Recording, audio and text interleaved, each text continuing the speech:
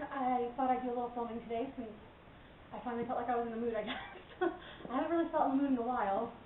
Pockets, I don't know if you can see him or anything, but I thought I'd film down here so you guys could see him while I talk to you guys, and he's getting so much bigger. We have a third vet appointment on Saturday, which is tomorrow, and he's going to get his first rabies shot and his last Mortadella? Anyway, he's getting one of his last little vaccinations, and he's getting his rabies, and then I think he has a second rabies shot, and then he's done with his vaccinations for a while, at least. And then we just have to get you neutered, huh? And that's not very fun. You get to wear the cone of shame. Oh, but he doesn't think it's very shameful, huh? He just wants to play. He just wants to play. Yeah, you just want to play? Oh, you just want to attack everything, huh? You do. You do. You just want to get everyone and everything. But you just want to play. Oh, he even likes to chew my hair. You see this? He does it to me all the time. I have to wear it up constantly or tie it back because he tries to get it. He tries to get it. And he's even been chewing on the camera, so if it starts shaking, pockets, no.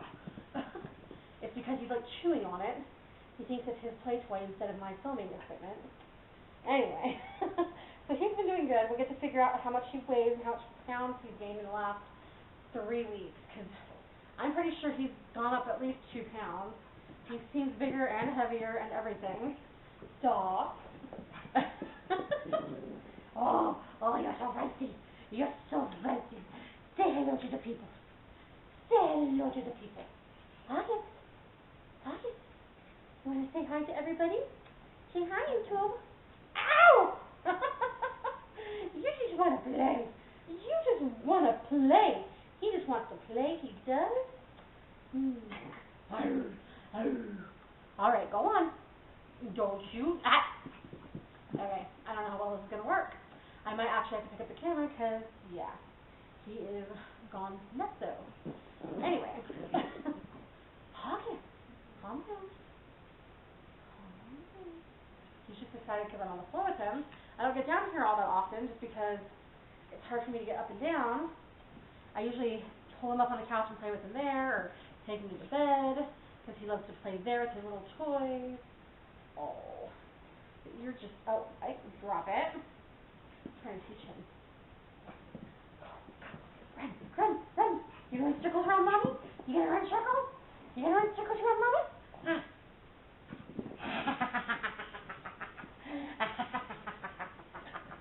Oh, yeah.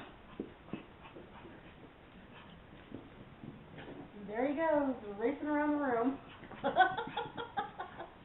don't even know if you guys can see him in this. I hope you can. Anyway. Ow! Oh, you're just so feisty, so full of energy. Go. You know what? I'm trying to get my phone. I brought my phone over here to show you guys. I had to get a new phone. I was eating dinner with my husband, and I had my phone sitting on the arm of the couch, which don't ever do that, especially if you have a side table with pink lemonade on it, like we did. You know, because we were eating dinner, and you can hear that. Anyway, pink lemonade in glasses, and we were having with our dinner, and he moved his elbow and knocked my phone straight into. Pocket, stop. Calm down. Straight into the glass. So I had to get a new phone, and so we went to the store to get a phone, and I was going to get this, I think it was a Samsung Edge, because I'm used to Android phones, but they had this other phone which kind of looked interesting to me, and it's a Windows phone, actually. It's a Windows Lumia. Totally wrong thing there, Candace. Windows Lumia. Okay.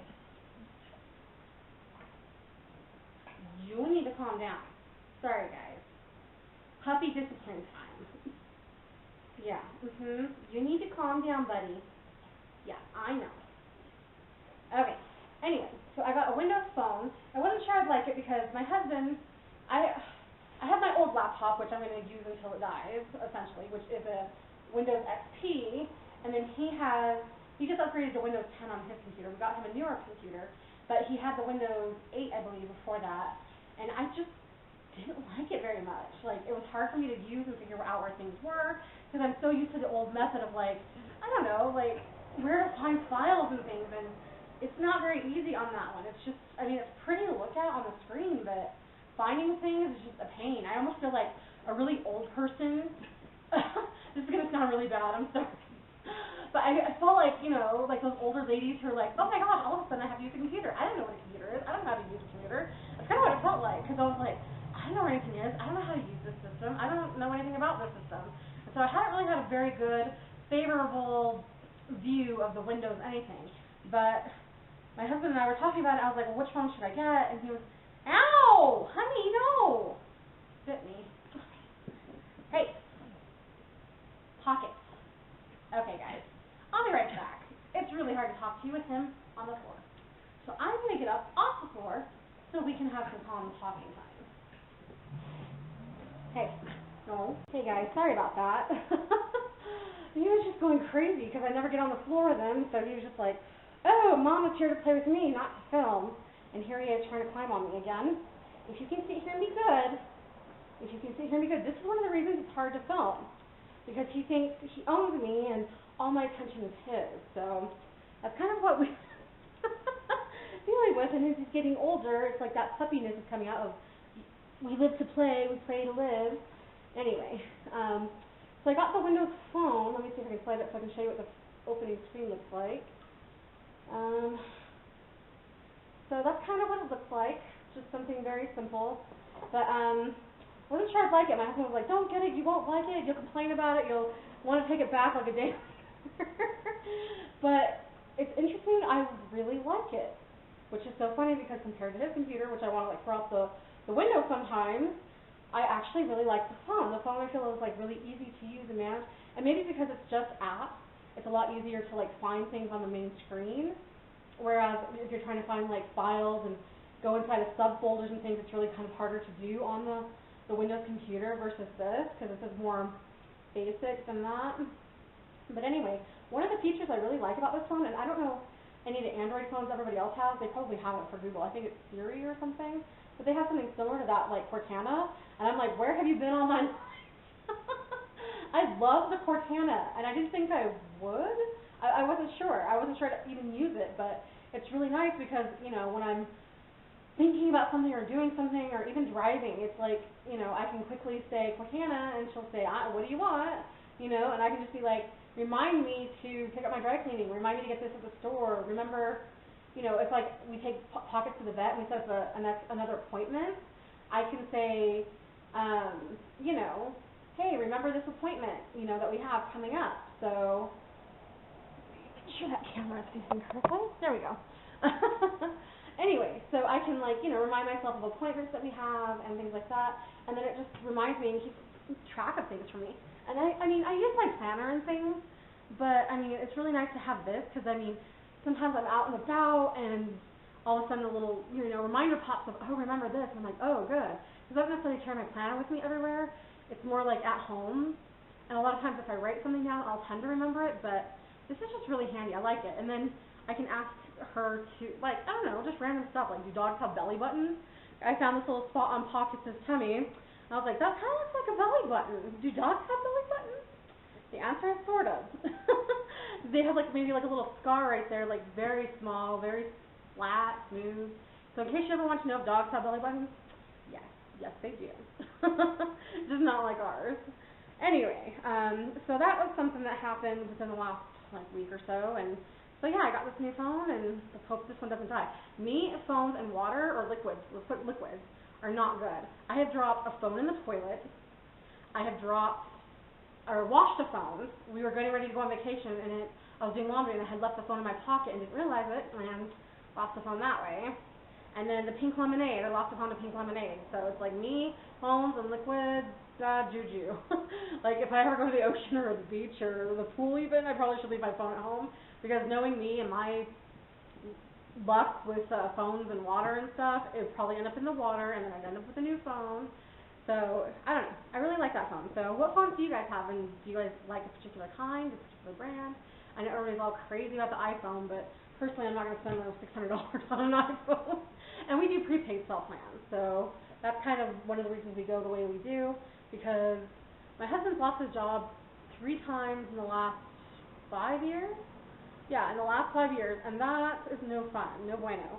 And so I've learned, like, I guess the hard way, you could say, that how to cut like costs, I guess. And one of the easiest ways for us to cut costs is to cut out one of the cell phones, you know, because that would cut $50 off of our bill. And prepaid is so much cheaper, because we used to be with Verizon, and for 2 phones, just like for smartphones with data plans and everything, it was like $200. I was like, what the heck? So we totally cut our bill in half just by going with prepaid, because I get all the same services and everything for like half the price. It's only $100 for both of us, which I personally feel is like a pretty good deal. And I know there's even better deals out there, especially if you're not really into data, but I love having apps. Like, this phone has got a lot of space for apps, and my other previous phone did not. And so I've been like downloading apps like crazy. The only thing I wish that it had was like a better app store, because it does have apps, but a lot of the companies that, like my bank for instance, doesn't have a Windows phone app. So that kind of sucks as far as like that goes, because there's people who don't make apps for the Windows phone. But maybe to gain some popularity, people will. I don't know. Anyway, so that's one of the things I've been up to this past week. I made some homemade yogurt for the first time. I ended up buying like a little yogurt maker off of Amazon, and it's just like this little round thing, and it just kind of keeps it warm. And it comes with like 7 little tiny jars, and you don't necessarily have to use the jars. You can if you want to, if you want like individual servings or like different flavors of yogurt. I decided to use the jars this time, and I just wanted to try it out. But you can also use a bowl that will fit in the lid, because there's like a little plastic dome lid. And basically all it does is just keep your milk warm enough so that the bacteria that you mix in like from the yogurt starter and the yogurt culture can grow and turn it into yogurt. So all you pretty much do, like if you want to make homemade yogurt, like I think it would be really easy to do it even without a machine. I haven't done it yet for sure without a machine, but all you'd have to do is just keep it warm. I bet you could do it in a crock pot even, you know. If you have like a keep warm setting on your crock pot, like all you really have to do is boil your milk to 180 degrees, and you can, I even, on my yogurt maker, the recipe said you can use almond milk, you can use soy milk, you can use regular milk. So yeah, for people who are like vegan or vegetarian and stuff, you can even make your own, like, you know, vegetarian, vegan yogurt if that's the sort of thing you're into. Anyway, so yeah, you just heat it to 180 degrees, and then you put it like kind of like an ice bath to let it cool. And you have to have a thermometer, and you watch the temperature. And as soon as it drops to 110, you have to add your starter, which is like the bacteria. And I bought bacteria offline, but if you have like a really good like organic yogurt, and obviously that wouldn't work for vegetarians and vegans, you'd have to actually get the, like, you know, just the bacteria by itself, because you wouldn't want to put any dairy into your yogurt if it wasn't an actual dairy yogurt. Anyway, so you can use that, or you can use the bacteria. So you can use either a regular yogurt, but you have to make sure that the right bacteria is in the yogurt that you get. So anyway, yeah, you just kind of mix that into 1 cup of the warm milk, and then you kind of add it back into the rest of the milk and mix it all together, and then you just pour it into your bowl or your little individual jars. Like I have little jars that I poured it into. And my yogurt maker only calls for 42 ounces. It's a little less than a quart. It's like 5.5 cups of milk. So it's a little less than a quart. But anyway, so yeah, you just put that in there, and then you just turn on your machine and leave it for like 8 hours. And I left mine for 8 hours, and I think next time I'm going to leave it just a little bit longer, because it came out fine, but I feel like it's a little too thin of a consistency. I prefer something a little thicker and creamier, and so I'm wondering if I leave it a little longer, if it might be a little bit more thick. So anyway, and I used whole milk when I did mine.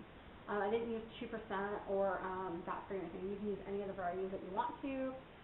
So I wonder if I make chocolate milk yogurt. Okay, anyway, sorry, I love chocolate, so if I can include chocolate in my yogurt, you know I'm going to find a way. Anyway, so I just made mine plain without any sugar or sweetener, and then I'm just adding sweetener to it. I tried adding honey. I don't feel like the honey disperses very well in the yogurt, so I tried sugar the next time, and it worked a lot better. So, but you guys can use whatever and experiment, and yeah, so you just, if it were me, I would just kind of wrap it up in a container, and then put it in my crock pot on a warm setting, maybe put like towels or something around it to help like, you know, nestle it in there and keep it warm. And you're just barely keeping it warm because my yogurt maker, I mean, it was just barely warm. It wasn't even, I wouldn't even classify it as hot, you know, at all. It was just like keeping it warm enough, you know, for the bacteria. Because I guess the bacteria thrives at like 110 degrees. So, yeah, it's just barely warm. You can touch it and everything.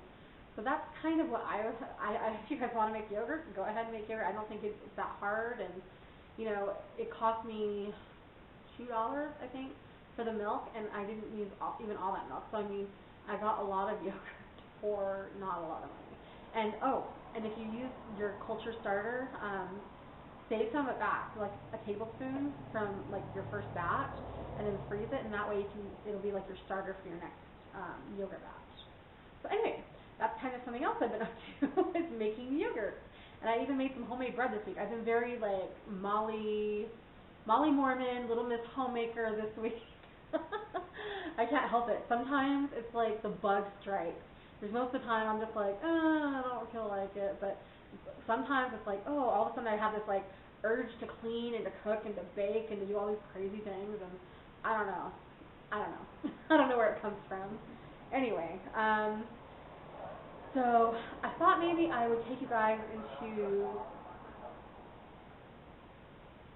sorry, just heard some random like talking outside. It almost sounded like a police, you know, like talking on like the little speaker, like get out of the car. It kind of almost sounded like that. I was like, what's going on outside? I think it's something else though. Anyway, so I was thinking I would take you guys into my food storage room because I have a pen pal named Kathleen, and she was asking me about food storage and like how I do it and why I do it. And maybe before I take you in there, I will talk to you guys about the why of it. I know I've talked a little bit about like self-sufficiency in previous videos, and some of the things that I like to do or books I like to read about it and how I like to do that sort of thing. But I don't know that I've really talked about my food storage, and it's not something I really go around advertising that I do, but since there was some curiosity about it, I thought I'd talk a little bit about it. Some of the reasons that I do store food, I know like a lot of people, like they're used to doomsday prepper and stuff like that, where people are like, oh my gosh, end of the world, and sure, it could happen. I mean, anything is possible, but the reason I mostly do it is because my husband has lost his job 3 different times in the last 5 years, and that was really scary, like not having an income. And most of the time he's able to find a job within a couple of months, but one of the times it took him like 6 months. And unemployment doesn't give you very much of anything, you know? And so, hold on a sec. Pocket, leave that alone. Train! Sorry about that. We live really close to a train, and you heard it. I'm sure you heard it, because it sounded really loud to me, and I'm pretty sure the film probably picked that up. So, yeah, we have that happen quite often. But as I was saying before, so food storage. My husband's lost his job so many times, and it's like you're trying to cut down on bills. You know, you're trying to cut down everything you possibly can down to the bare bones because you might get like $1,000 for unemployment, and you've got rent, and you've got utilities, you need food, you need to have gas so he can go to like interviews, you need the internet. I mean, there's so many things that you need to pay for and only so much money to use it with. And yeah, sure, if you have savings, that's great, but we also have food, and that's helped a lot because we spend about $300-ish on food and on, you know, things like laundry soap and toiletries, things like that. I don't even know how you classify that, but so we spend like about that much money. And so it's like if we have food storage that we can just dig into and start using what we have in our pantry and what we have in our deep freezer, then that's $300 that we don't have to worry about spending, and we don't have to worry about starving to death, you know. So that's one of the reasons that I do food storage. And you know, with the economy being as it is, everybody keeps saying that it's, you know, recovered, but it really hasn't really recovered. And, you know, there's been, like, lately, there's been, like, a recession just about every 8 years, and so we're almost to that point again. And so for me, it's just common sense. It's just smart, you know what I mean?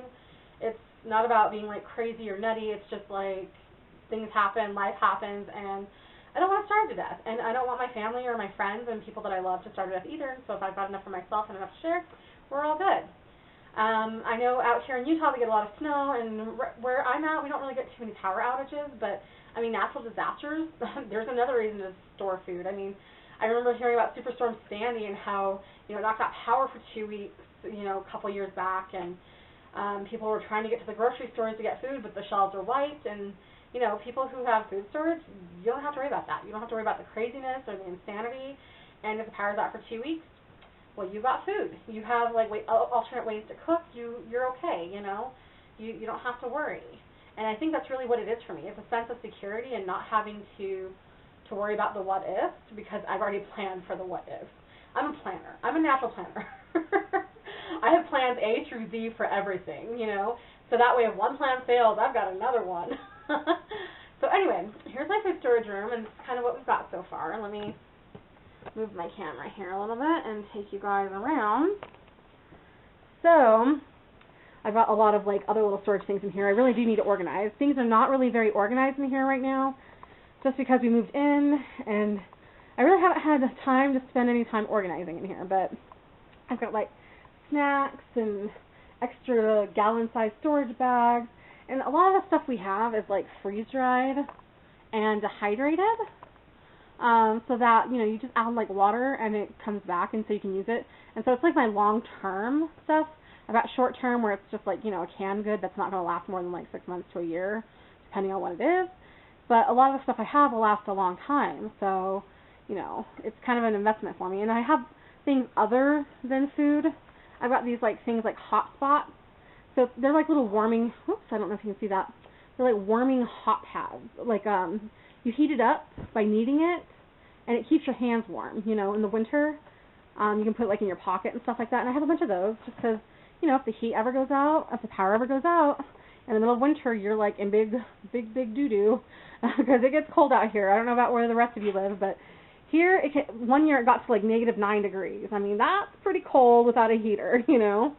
So anyway, and then I do my own canning occasionally, canned chicken, and then I have canned peaches here, and I've got a whole mess of other canned items here. These are like canned apples, and applesauce and apple butter and stuff like that. And so we just buy extras of everything, like barbecue sauce, things we go through quite a bit. We just buy, you know, a ton of barbecue sauce, and I don't know, like not a ton, but I mean, in the summertime we go through like 4 or 5 bottles, and so I'll buy like 4 or 5 bottles when it goes on sale for like 50 cents a bottle, and then I don't have to worry about buying it anymore. And then we just buy canned goods, and I just have these rotators, and I bought these. They weren't too expensive, but I mean, you can make your own from magazine racks or from, if you save, like if you drink a lot of soda, save the cardboard boxes. You can use them for cans. You know, it's like the cheap way of doing it, and I'm all for saving money. And then I have the big buckets of food, like, and that's like your basics, like rice, wheat, beans, stuff like that. And it looks like a lot, but it's really not. Not when you think about it. I mean, my rice, I go through that like crazy. I buy like 20 pounds, and it lasts me a year, but I go through 20 pounds a year. And so, yeah, I buy like extra pastas, extra sauces, fruit snacks. I mean, I buy stuff in bulk. But anyway, so that's kind of like my food storage room, and that's one of the reasons why I do what I do, you know? It's just for me, it's just for common sense. It's just common sense. Come on, Pockets, let's go. He follows me everywhere, I swear. I call him my little shadow, my little Velcro dog. So, yeah, I hope that makes sense to all of you, and, hold on, let me step back down here. There we go. So I hope that makes sense to all of you as to why I do that, and I don't know, maybe it's something that works for you and your family, and maybe it's something you should think about or could think about. I don't know, you just have to like figure out what works for you and your family, you know? So yeah, I've been reading some books lately, and you know what? Where is it? Oh, here it is. So I'm always reading kind of like, I guess they're religious books. I don't know. It's kind of like a cross between religion and science, I guess you could say. This one's called Earth in the Beginning by Eric N. Skousen, and yes, that's a pizza menu that I'm using for a bookmark. I need to buy some bookmarks. Anyway, so this one's really interesting because it's kind of like brings the religious and the scientific point of view of the creation of Earth together. And I mean, I think sometimes people think it has to be either science or religion, like only one can be right. And it's amazing to me how much one kind of confirms the other to me, you know? In this book, it talks about like the age, and you know, we always look at time where like the Earth is millions of years old, but You know, creationists say, well, it's only 6,000 years old because that's, you know, the time that Adam was put on the earth. But it's like God doesn't really have time. Like time was created for us here. So like time exists for us, but I mean if God is eternal, there's no time. There's no beginning, there's no end, there's no time, right? So for him, I mean, he could have spent millions of what we would consider millions of years.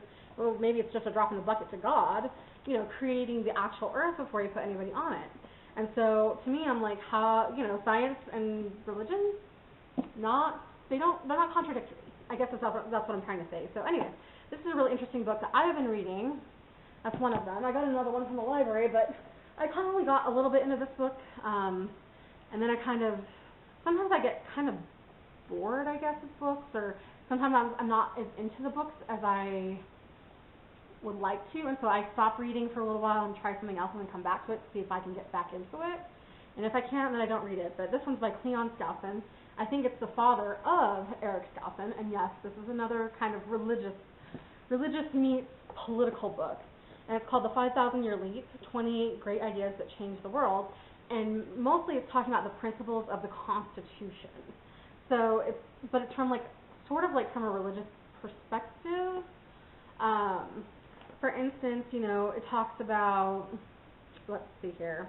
It talks about some of like the philosophers like Cicero, things that they thought and felt, and some of the things that the founding fathers read, like, you know, John Locke, Cicero, and like some of the books that they were reading that helped them come to conclusions that they came to create the Constitution and why the Constitution works and some of the different principles of the Constitution and why they chose to do things the way they did. Like natural law, for instance.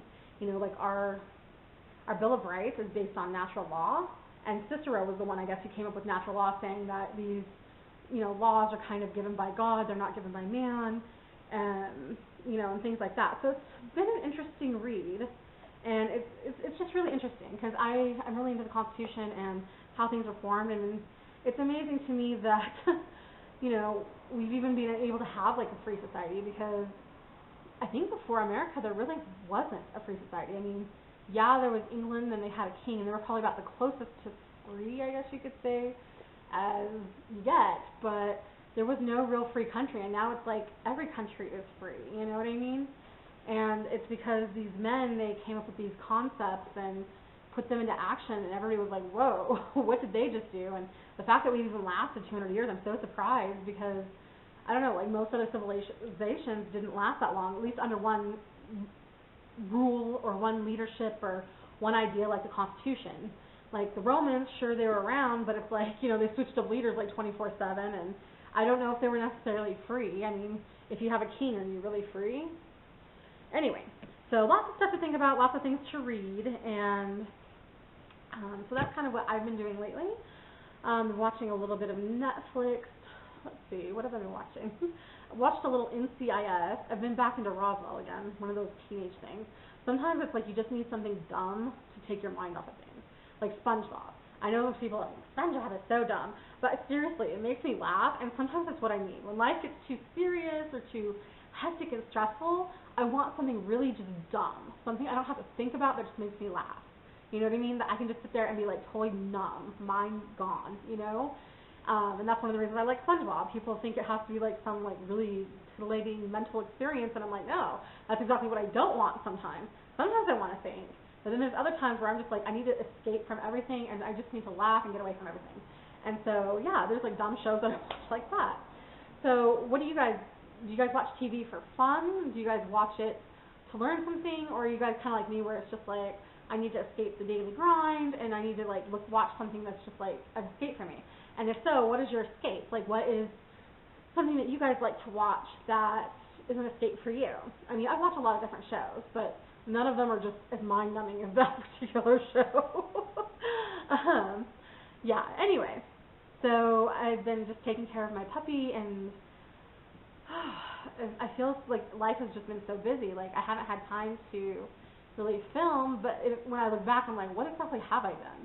It's just, you know, the daily care of him, and I know that sounds kind of crazy because it's just a puppy, right? But we're in the middle of house training, and it's like when you have to stop your life and take him out every hour on the hour. I mean, 8 o'clock, 9 o'clock, 10 o'clock, 11 o'clock, 12 o'clock, you have to take them out and feed them, and then 1 o'clock, and all the way until bedtime, you don't really get a lot done, because every time you start something, you have to stop.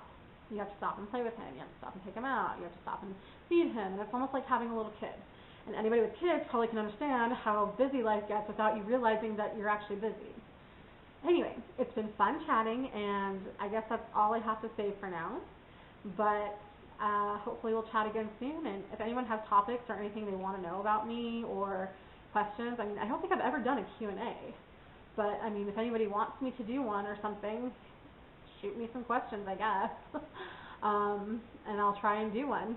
Anyway, have a great weekend, and good luck to everybody who's got kids back in school, and I will talk to you soon.